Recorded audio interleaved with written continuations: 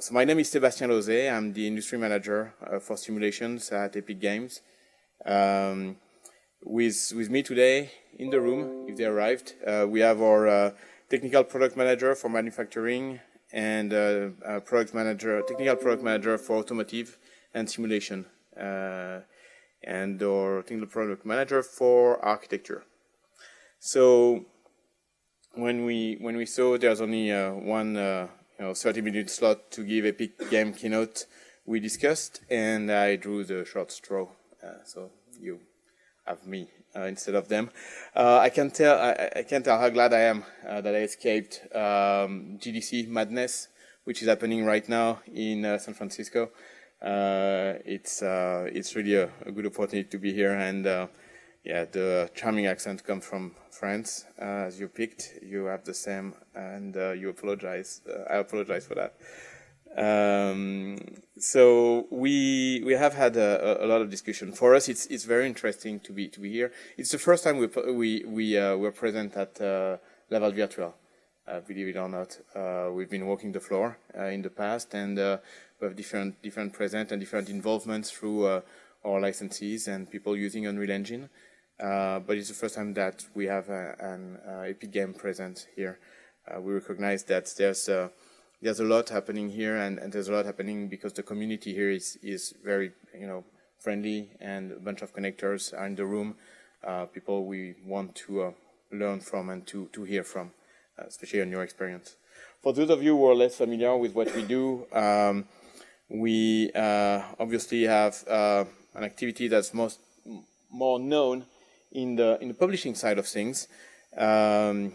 We have game developers know us. We have over 500 titles very recently published, and we have thousands of enterprise non-game customers, and these are the communities that we're more focusing on these days here at Laval Virtual. I could have, had some of my colleagues talking to you about games for a long time, but it's not my specialty, so I'm going to talk to you about enterprise and what we do for industry. So there are different verticals, if you want, that we tackle and that we focus on in our activities. It's a small slide. I'll try to show you a video. I'll try because we just installed this computer a minute ago, and you never know with these videos while you present things, and usually you have an army of people in the background, doing things and clicking and doing some magic, and you just appear on the stage and speak, But I'm clicking at the same time, and I'm trying to reset the video by looking on the side, which is tricky. So that's what enterprise does. Let the video play for a bit.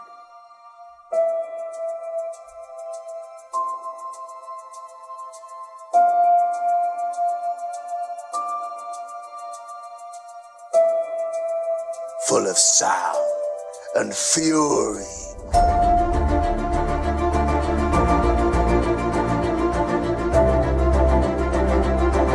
I'm Siren, and I'm a digital human.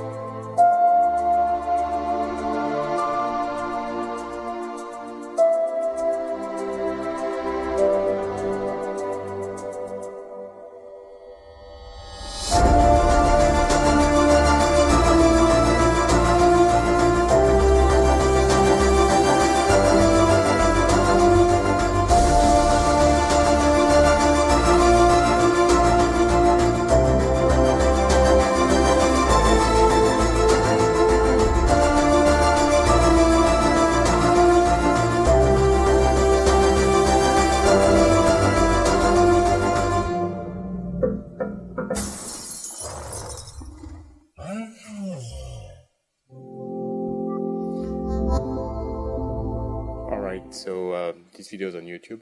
You can find it and show it to your friends. It's really meant for an American public, and usually people will say "wow" at the end or something like that. But yeah, I can understand it. Different crowds. All right. Thank you very much for helping me on that. So that's what we do. So we as I said, we focus on 4 major industry: architecture, engineering and construction, design. We encompass manufacturing and product design, film and TV, and advertising, and very, very recently, training and simulation, which is the branch I'm in charge of. So we have some presence on the show floor. So first edition for us, I mentioned that. And we're precisely located here. So E26. You may have noticed it yesterday because there was a tentative of sound to show live. Some of you are laughing already. Or we broadcasted our keynote, the keynote from GDC, live from San Francisco with no sound. There was a bit of sound. But I'm going to go through a couple of the announcements of yesterday so you're aware, and with sound and with fancy accents, and it will be interesting. So the big thing, thing that we want to tackle is that we succeed when our licensees succeed, and that was the big takeaway from the GDC conference when Tim Sweeney presented that yesterday. At Epic, we believe that in aligning our interest with the developers' interest. So our success is really linked tightly to the developer success. So this philosophy underpins everything we do, from our business model to our developer programs, and we're striving to make developers successful. So here are a couple of examples of elements which will make both of you and us successful. Couple of points that I'd like to tackle. So the first one is the one that Unreal Engine. So Unreal Engine is free, and it includes all features and source code access. So you can download it from our website. You can use it. You can download the source code. If there are things that you don't like in it, you can change it. You can recompile it. You can run your own version of Unreal Engine. And we get money when you're successful at building the most innovation applications. And the more adopters we have, the happier we are. So that's one thing, and that's the thing that runs for a very long time now. The other aspect is our Epic Game Store. Very recent, actually. Last year, we launched the Epic Game Store, introducing an 88% revenue share to give developers fairer terms, plus direct relationship with their communities and reward for content creators. So developers should receive a better share in order to reinvest in their game and even pass along the savings to players. So originally, we introduced this model with our marketplace, which was the asset store for Unreal Engine. And last year, we announced the game store. And it was one of the big elements. So the game store today have a large number of initial titles. There are free titles every month for you to download for free, and so we see it as a very interesting opportunities for game developers to create interesting things and have a good context to do it. One element as well that we didn't communicate too much about are the services. So, you develop things with Unreal Engine, you can publish things with a game store or through your classic channels. But one thing that we want to say is we want to help developers to build better games or better applications that scale well with our free online services. So they are free online services. There's no catch, no string attached. You can develop your application or your games or your software or your virtual reality software with any platform you want. You can leverage these services for free. It's for game or titles across all platforms, all stores, all engine. It's enabling players or interactors to communicate and enjoy applications and games with their friends or with their partners. Wherever you are in the world, it will foster a better shared and social experience at a massive scale. Basically, what we did is we took all the benefits and values of what we created for Fortnite and made it available for free. There's another element that you may have heard from the past, and I'm changing slide, look at that, and it's the Dev Grant. So the Dev Grant, they ran in the last years, and it was a very good opportunity for us to share with the community. So for the last 4 years, Epic Games have been supporting developers of all sizes through the Dev Grant program. To date, Epic paid out $5 million to creators across independent games, films, and industries, and we're very proud to have supported the incredible project and achievement of the community, and we look forward to supporting even more creations in the future. So $5 million is what we spent in the last years, in the last 4 years. Yesterday, because we didn't want to stay only there, yesterday we announced the Mega Grant. So the Mega Grant is a commitment of $100 million over 5 years to support game developers, enterprise professionals, you guys, media and entertainment creators, students, educators, and tool developers doing amazing things with Unreal Engine or enhancing open source capabilities to the virtual worlds. People clap usually. Just saying. You guys are too nice. Thank you very much. All right. Now, what we do actually. We are very proud to announce and pleased to announce that the new version of Unreal Engine 4.22 will be available on March 26th. It's the latest release of Unreal Engine. It continues to push photorealism with more accessible and faster workflows than ever before. I'm going to talk a little bit about what we do in this version of Unreal. I will give you a couple of examples here, but I would really like if we could take one-on-one conversations after it, that you can come and visit us on the booth, E26, remember, not far from here, and to answer your specific questions and your specific challenges. So the first thing in this release is the real-time hybrid ray tracing. So I'll talk a little bit about it, and then I'll try to show you a video. Hopefully it will work. So last year at GDC, we debuted real-time ray tracing in Unreal Engine. So today we're announcing, actually yesterday, we announced that we're delivering that feature in 4.22. Our implementation leveraged Microsoft DirectX ray tracing, DXR for those of you who followed, API, and it ran on top of the NVIDIA RTX hardware.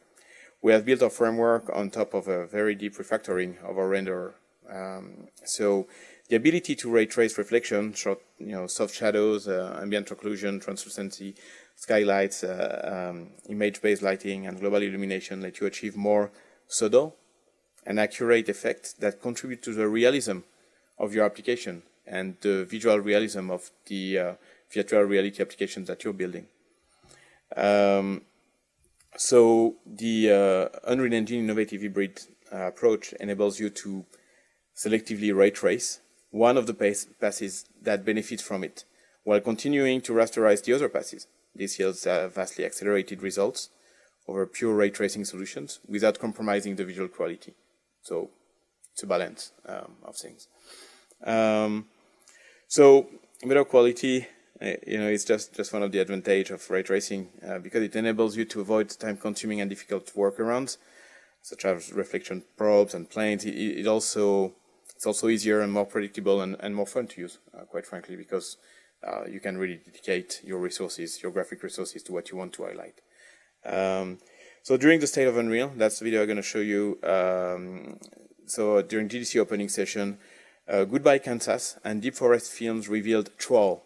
It's a real-time technology demonstration which is using Unreal Engine, ray tracing, and camera effect, and it's marking an unprecedented level of cinematic quality lighting with complex soft shadows. So I want to apologize because what I'm about to show you is a video.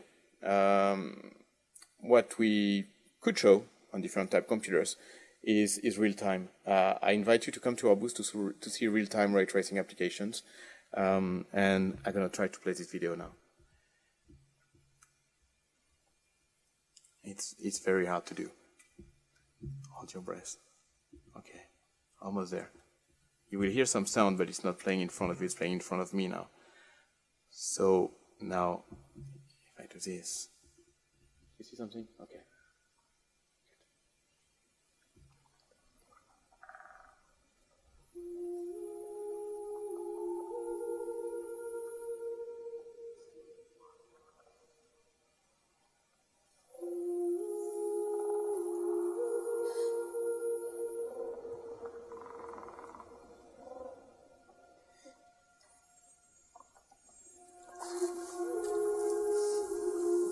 And this is real time.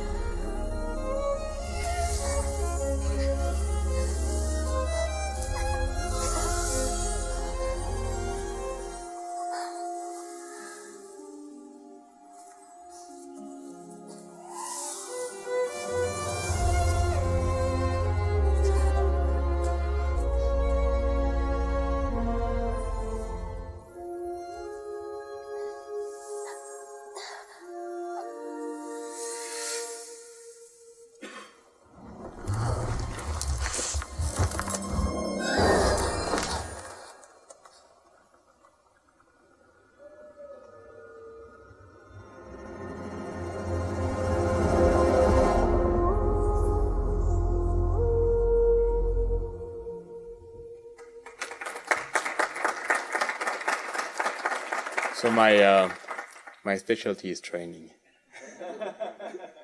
Thank you, folks. So that's, I find it's a very good example.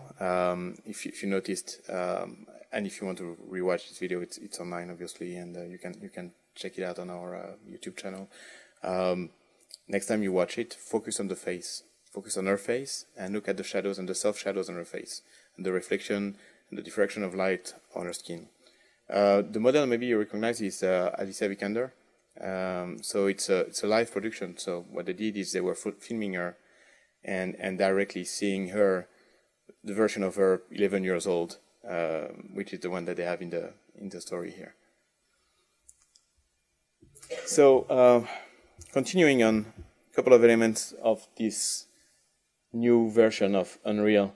We're at Laval Virtual. I couldn't not talk about XR. So HoloLens remote streaming support. This is a new feature for us. This enables HoloLens wearers to access Unreal Engine viewport within their headset over Wi-Fi in real time, making it easy and rapid to test, iterate, and experiment while developing with HoloLens applications. During the keynote from Microsoft, Tim Sweeney, the CEO and founder of Epic Game, was with Microsoft in Barcelona to present this integration and this support that we're providing now in Unreal Engine for HoloLens. We don't stop here. I mean, you know our history with VR. I won't restate all the HMDs that we support, but basically, if you know it, we support it. Magic Leap support. We continue to offer this support, obviously, and in its own binary through the launcher of Unreal. All right, there's a lot more that I could talk about about our release, and I could show you more things here, but I'd rather show you a little video of it. I have plenty of videos. Look at that. This one is giving it's a little bit of a roundup of the new features that you can expect in and directly on the right screen. So these are all the new features that are coming in the current release. Tomorrow. And tomorrow. And tomorrow. Creeps in this petty pace.